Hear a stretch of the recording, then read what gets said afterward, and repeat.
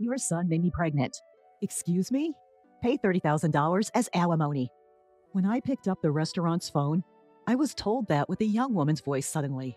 She was utterly one-sided in the conversation and not even giving her name. I completely underestimated. That must be a prank call. So I never expected that this call would lead to such a mess. My name is Melissa Brown. This may sound self-flattering, but I run a popular restaurant somewhere in New York City. We have been featured on national television and in magazines, and thanks to that, almost every seat for lunch and dinner is booked every day. However, because of being famous, nuisance calls and aggressive sales pitches increased. So I got quite sloppy with this call because I thought it was just another prank. But when I was told over the phone to my restaurant that got pregnant, I was actually taken aback, and I could hardly understand what she was saying.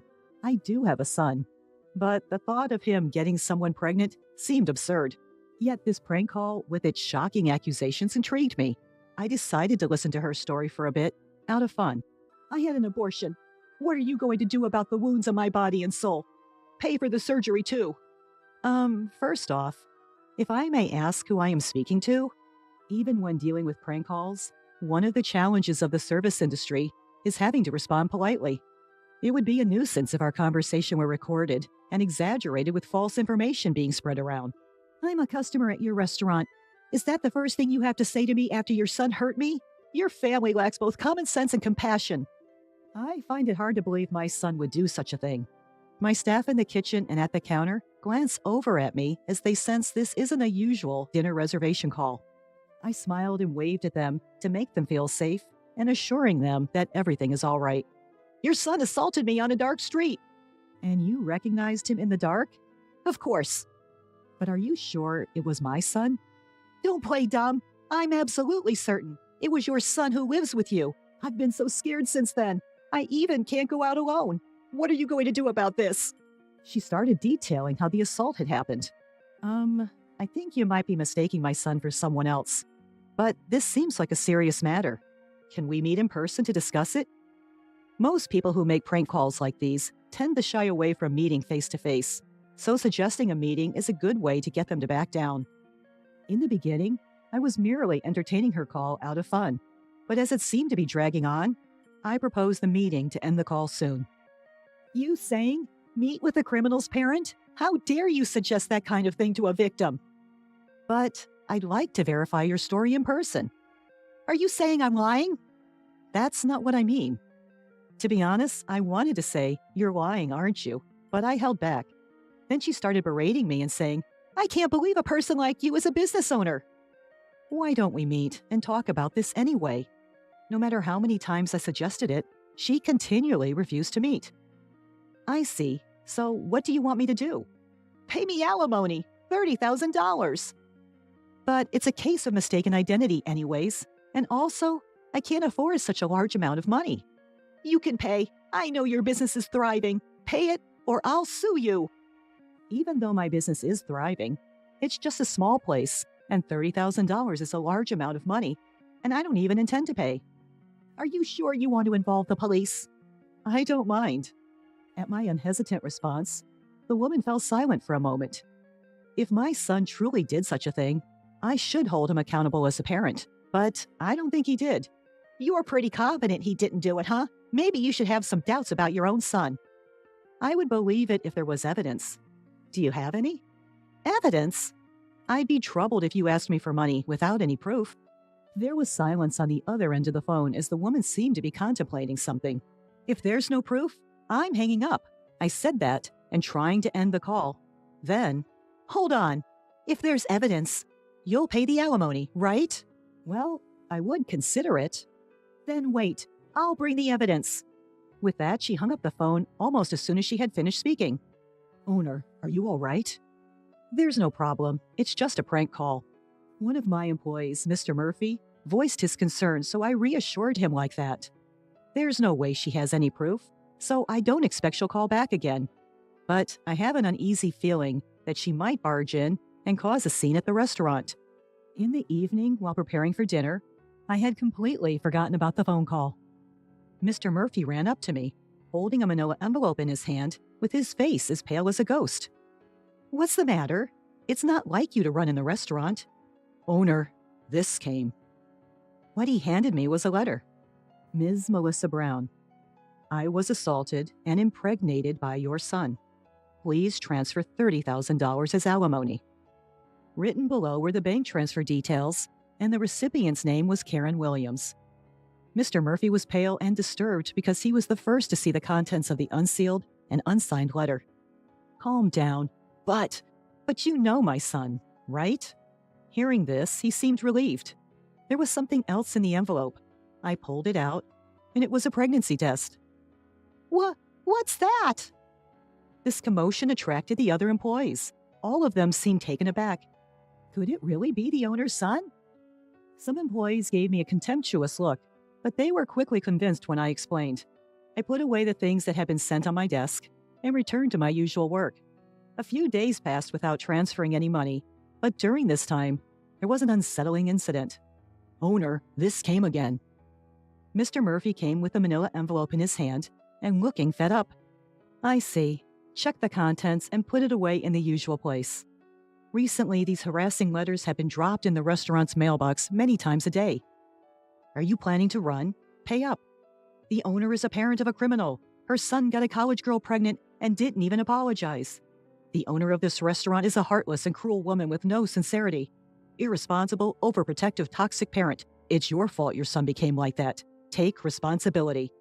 I'll make sure no customers come to this restaurant. It's for the good of the world, for the good of the people. I wonder what would make customers stop coming to a restaurant. Like those restaurants where they put that greasy, black, and disgusting thing in the food. I wouldn't go there again, that's for sure. The content escalates progressively, and the last part is practically a threat. Thankfully, no claims have been made that anything is actually in our food. But the constant anxiety that we might be set up is exhausting. Amid all this, something caught my attention. Well, again, a vacant seat increased at lunch. The number of customers was just gradually decreasing. Yes, it's unusual. Today, we even had 2 tables empty. My thoughts went out to the poor ingredients waiting to be prepared in the kitchen. Owner! I looked up at Mr. Murphy's call to see him heading my way with his laptop. Look at this review site. On the laptop screen, the latest reviews were filled with harsh, slanderous comments. Bad customer service. They don't listen to the customers, especially the owner, who seems to be getting full of herself after appearing on TV and in magazines. The food is getting worse. The soup taste was way more plain than the last time I visited. I saw an employee drop a piece of meat before grilling and sneak it back. Every single day, poor reviews were posted, causing our star rating to plummet. I realized that I was shaking with anger. It's unacceptable. Why should this restaurant, which we've worked so hard to build with the intention of pleasing our customers, be wounded by such baseless accusations? Are the preparations progressing? An unfamiliarly low and cold voice involuntarily slipped from my mouth. Yes, they're almost completed.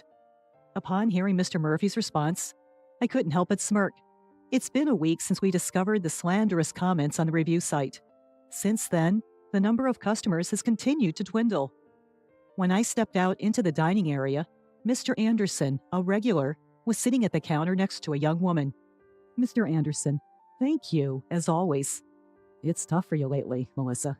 When I greeted him, Mr. Anderson offered me words of consolation. Well, this job is my lifeline. I smiled and replied.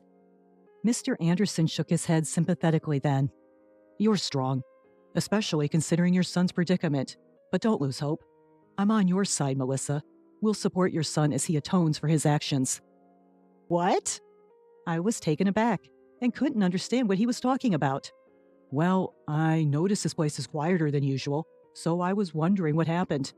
Then this young lady here kindly showed me a webpage about this restaurant. With that, he gestured towards the pretty woman in her early 20s sitting next to him. I really feel for you. I love this place, so I thought I'd come here more often to help out in any way I can. Come to think of it, I recalled seeing this girl in the restaurant quite frequently recently. Excuse me, but what's written here is a misunderstanding. The regulars here were wondering why the place has been so empty recently, so I explained it to them. What? I doubted my own ears and trying to make sense of what she was saying. I mean, it isn't sad not to know the truth. Besides, I thought the owner would be happy to know that people like me and Mr. Anderson still come to this place. You've been spreading online rumors, which we're not even sure of, to our patrons? I unintentionally raised my voice, forgetting all about formality. Wow, it's scary. The internet says the owner is a terrible person, and I thought it wasn't true, but it seems you really are like the parent of a man who assaulted women. I suggest that you should apologize if you think you did something wrong. She twisted away from me. Her movements were as if she expected me to punch her, even though I had not raised a hand. Miss, that's not a nice way to talk. Melissa's probably tired from all the things happening. Mr. Anderson defended me, but that wasn't the point. I was about to explain that the fundamental issue was different, then suddenly her bag fell from the back of her chair. It must have moved while she was twisting and turning. Despite my simmering rage towards her, my service industry instinct kicked in, and I moved to pick up her bag. But then I saw it. Karen Williams? The name written on the student ID card that had fallen out stopped me in my tracks. No worries, I'll pick it up myself. She hurriedly got off her chair to pick up her bag and ID, but I got there first. Hey, give it back! But it wasn't a mistake. That name was the one on that letter with a pregnancy test, which wouldn't even serve as evidence of anything. So it was you. I've been looking for you, Karen Williams. Ah, I must have swapped it with a friend's by mistake. I'm not Karen. Your face and the one on the ID are the same. Interesting. So you're a student at Central College? No, I'm telling you, you're mistaken. Beside her, who started being flustered, Mr. Anderson was clearly puzzled and having no idea what was going on. I'm going to sue you. My words spoken in front of a few scattered patrons caused everyone in the bar to turn around. What? What did I do? I believe you're the one who knows really well what you did. Since we're all here, why don't we let everyone hear? I looked around the bar. It was mostly filled with regulars. While it's nice to have regulars, it meant that almost no new customers were coming in. I couldn't help but feel furious about this young woman disrupting our business. Let me start. Are you the one who called claiming my son assaulted you and impregnated you, demanding alimony? I glared at her and pressing her for an answer. Yes, that's me. I'm the one your son assaulted. Seeing that there was no way to deny it anymore, she admitted it, surprisingly, readily. What? You want to embarrass me in front of all these people? This could backfire, you know, considering the reputation of your bar. She crossed her arms defiantly and completely brazen. Her attitude only served to fuel my anger further. Mr. Murphy, bring everything over. I instructed him to hurry up and bring me a laptop from the store's office, along with a stack of envelopes and documents that could be about 4 inches high. Was it you who kept sending harassing letters to the store over and over again? I read some of the letters in a loud voice so that other customers in the store can hear. Pay up or run. This owner is a criminal's parent. Her son impregnates a college girl and doesn't even apologize. Poor souls being forced to eat food from this woman's restaurant. I'm sure I'm going to make customers not come to the store. It's for the greater good. Some were covering their mouths at the harsh words among the regulars who heard the content. This is completely threatening. There's no evidence that I sent this letter. Maybe some outsider who heard the rumors sent it just for fun. As she was desperately making excuses, I silently opened my laptop and presented her with the screen of another review site. Some of you here may have seen this, the defamation on this review site. You did this too, right? I'm saying, where is the evidence? Are you all right in the head? Evidence. You seem to love evidence so much, even though the one you presented is such a mess. I showed the first received letter and the pregnancy test to Mr. Anderson, who was nearby. This is the pregnancy test she brought as evidence. What do you think? Isn't this red line just a marker? Even my old eyes can see that. The customers who were listening started to buzz. But this might not prove that I was assaulted, but it doesn't prove that I'm wrong either. No matter what happens, she is insisting and shouting angrily that she is the victim. I was assaulted by your son. He said it himself. It's disrespectful to doubt that. The customers are whispering in hushed tones and seems not sure whom to believe. Since I, the victim, am saying it, it must be absolutely true. She started to cry as if to attract sympathy. Well, I'll prove it then. My son? He's 3 years old yet. Upon hearing this decisive fact, she let out a small, "What?" as if deflated. My son may be a bit rambunctious and strong for a 3-year-old, but there's no way he could assault you. No, no way. I know you have a big son. You live together, right? I even have a picture. I heard you talking about dinner.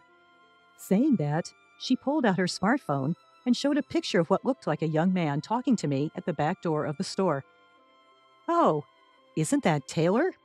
See, you do have 2 sons. Perhaps regaining confidence from correctly naming the person in the photo, her tone increased. That's not correct. I immediately denied what she said. Then, who is this person? Don't tell me he's your lover, having an affair with a younger guy, and then that guy impregnates a college girl? What a scandal! Not only is your store done for, but your marriage, too. To her triumphant words, I revealed something. This is my niece. Your niece? Yes, and actually, it's a girl. I explained that my niece is tomboyish and is often mistaken for a boy, even as an adult. She's a college student, and as she boards at my place, I ask her to cook dinner and pick up my son as a form of rent payment. If you need evidence, want me to bring her in person for you to check? I told this to her, who stood there shocked and seemingly unable to hear me. By the way, I've already gathered all the evidence about the harassment letter and the posts on the review site. Evidence? No way. She seemed like she might collapse any second and turned to face me weakly. I've already consulted with the police and my attorney. I explained step by step the preparations I've made with the help of Mr. Murphy, one of my employees. The first piece of evidence was a letter from her with fingerprints that matched those on the harassment letter. All posts on the review site were confirmed to be from the same person after a disclosure request. With no way out, she sunk to the floor as she drained. You were just saying that it's better to apologize quickly if you've done something wrong, weren't you? She mumbled something while looking pale and looking down, but I couldn't make out whether it was an apology. I will contact the police about you. I'll inform your parents and your college as well. Be prepared for a lawsuit for emotional distress damages. No, please don't do that. I'm still a student. Please spare me. You may be a student, but you're an adult, over 18 years old. You will take responsibility for your actions. I can't handle that. Please, stop. Subsequently, I filed a criminal complaint against Karen Williams for defamation and business obstruction, as well as for damages to the shop. Apparently, she had always been a big spender, buying brand bags and clothes on credit, and ended up committing these crimes after she was unable to make her payments. As a result, she was expelled from her college.